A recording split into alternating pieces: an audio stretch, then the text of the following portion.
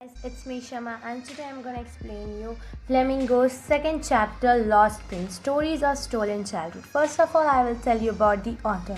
Author is Anis Jung. इस story को एनिस जंग ने लिखा है and she was born in रोकेला एंड उन्होंने अपना चाइल्डहुड जो है वो हैदराबाद में स्पेंड किया है एंड उन्होंने अपना करियर स्टार्ट किया है इंडिया में एज अ राइटर थी. The theme of this chapter is इसमें बताया गया है the grinding poverty and traditions जिसके वजह से जो पुअर चिल्ड्रन का लाइफ एक्सप्लॉइट हो गया है ना. I will tell you about the summary.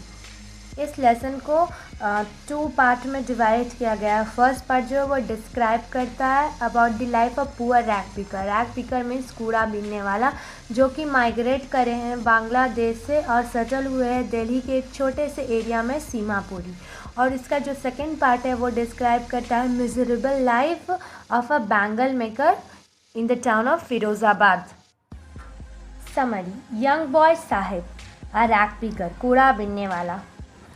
The writer sees a boy Sahib every morning in the neighbourhood. जो राइटर है वो हर दिन एक लड़के को देखती है जिसका नाम साहिब है अपने नेबरहुड में. वो जो बॉय है वो गार्बेज में जो है वो कुछ ढूंढता है सम कॉइन्स और अदर थिंग्स.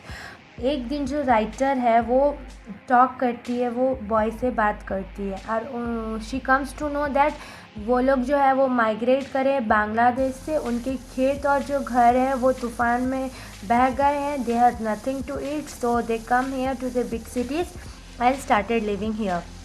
जो राइटर है वो बोलती है साहिब को कि he should go to school, इसे स्कूल जाना चाहिए. तो साहिब बोलता है कि there was no school in his neighbourhood.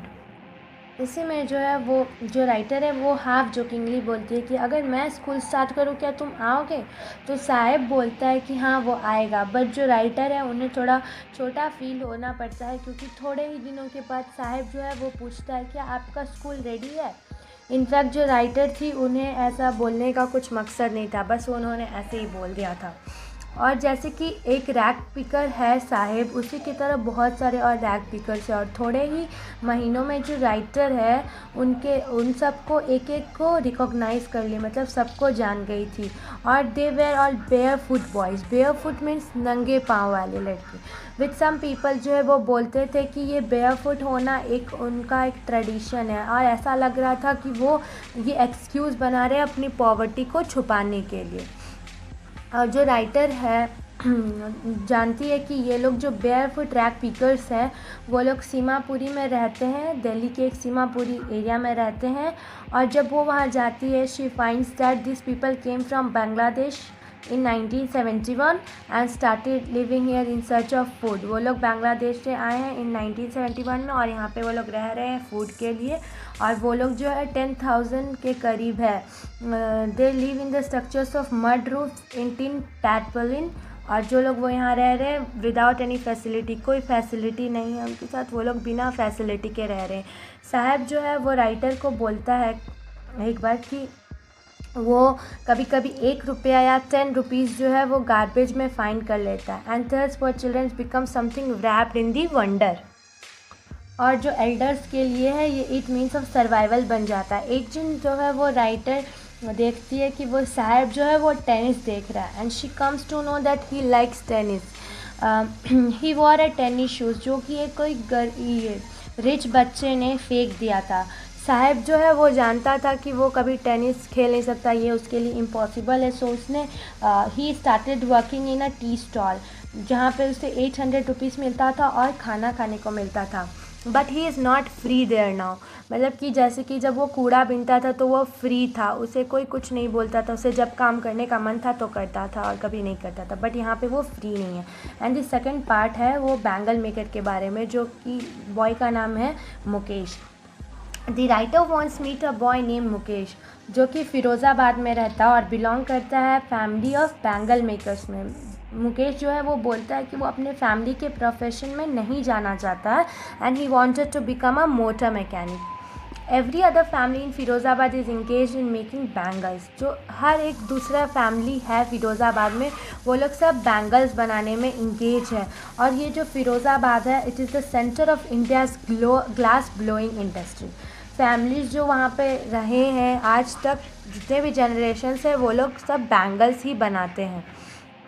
About 20,000 children work in glass furnaces in Firozabad, और उन्हें अनहेल्दी कंडीशन में भी काम करना पड़ता था। अगर वो उनकी तबीयत ख़राब है बट देन ऑल्सो उन लोगों को काम करना पड़ता था। बट ये उनके पेरेंट्स ये नहीं जानते थे कि ये इलीगल है बच्चों को ऐसे जगहों पे काम करवाना।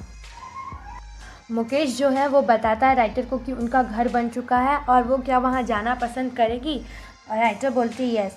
जब राइटर वहाँ पे जाती है she finds that it is half build shack inside there are everywhere signs of poverty. जो घर है वो आधा ही बना हुआ है और वहाँ पे हर जगह पॉवर्टी दिख रही है। A frail young women is cooking evening meal. एक जो है पतली औरत जो है वो खाना बना रही है और वो उसके भाई की बड़े भाई की वाइफ है। मुकेश के फादर भी वहाँ पे है। मुकेश के फादर हैं जो वो बहुत सालों से हार्ड वर्क कर रहे हैं।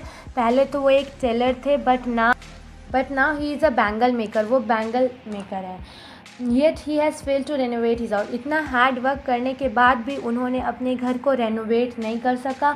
उन्होंने अपने 2 बेटों को भी स्कूल नहीं भेज सका। उन्होंने बस उन्हें यह सिखाया कि कैसे बैंगल बनाते हैं।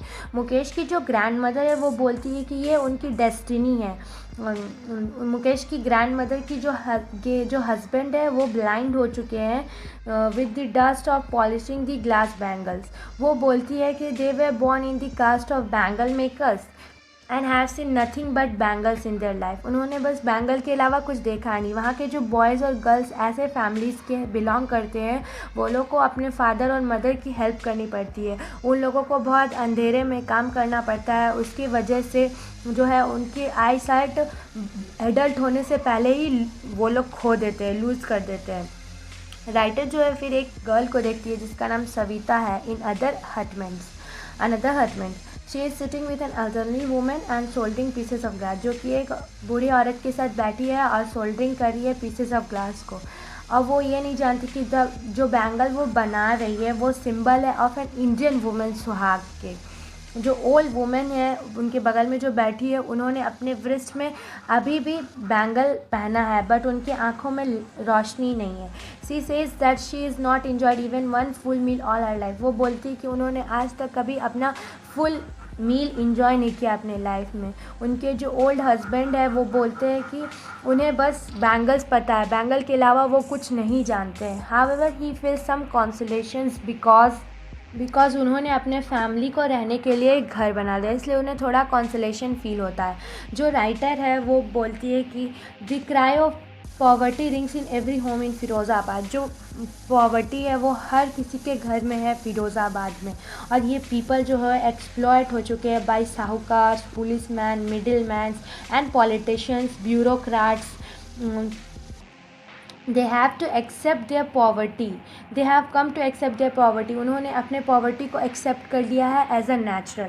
और जो राइटर है वो हैप्पी फील करती है बिकॉज जो मुकेश है वो डिसाइड किया है कि वो अब बैंगल मेकर अपने फैमिली के प्रोफेशन में नहीं जाएगा और he decided to go to garage जाएगा और and learn the job of motor mechanic, और मोटा मैकेनिक सीखेगा। Thus he will one day be his own master, और एक दिन वो खुद अपना मालिक बन जाएगा। So this is the end of the chapter. I hope you liked my video. So please like, share, comment and also subscribe to my channel and also press the bell icon. And if you have any suggestions then please tell me. ज़रूर बताएं and thanks for watching.